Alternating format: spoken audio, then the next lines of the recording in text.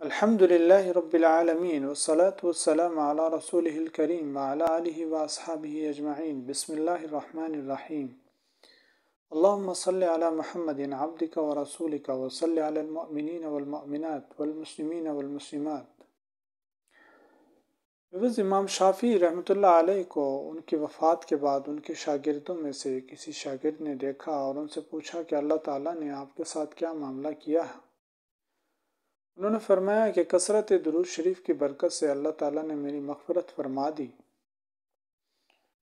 اور میری تعظیم اور تکریم میں اللہ تعالیٰ نے مجھے ایک سونے کی کرسی پر بٹھایا اور مجھ پر تر و تازہ موتی نچھاور فرمائے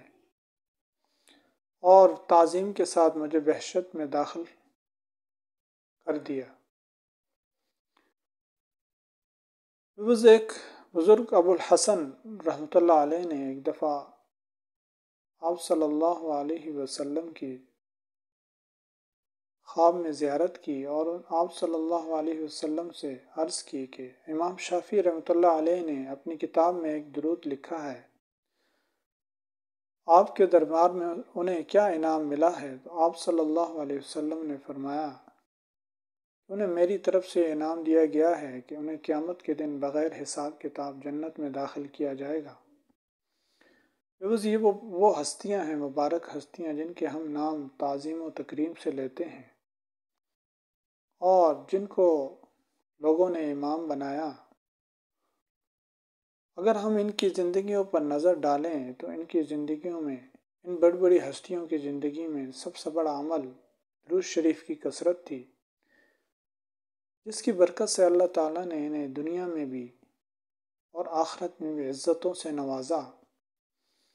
یہ وہی امام شافعی رحمۃ اللہ علیہ ہیں جن کا یہ قول مشہور ہے کہ میں اس بات کو پسند کرتا ہوں کہ بندہ ہر حالت میں آپ صلی اللہ علیہ وسلم پر کثرت سے درود و سلام بھیجے۔ اللہ تعالیٰ ہم سب کو اس عمل کی قدر نصیب فرمائے اور ہمیں اپنی زندگی میں زیادہ سے زیادہ درود و سلام پڑھنے کی توفیق نصیب فرمائے۔ یہ بڑے بڑے ہستیاں، یہ کتب ابدال، یہ اتاد اولیاء اللہ، سب اس دربار سردار الانبیاء حضرت محمد عربی صلی اللہ علیہ وسلم کے دربار میں ہاتھ باندھے خادم بن کر کھڑے ہیں، اور سب یہ آپ صلی اللہ علیہ وسلم کی رضا چاہتے ہیں،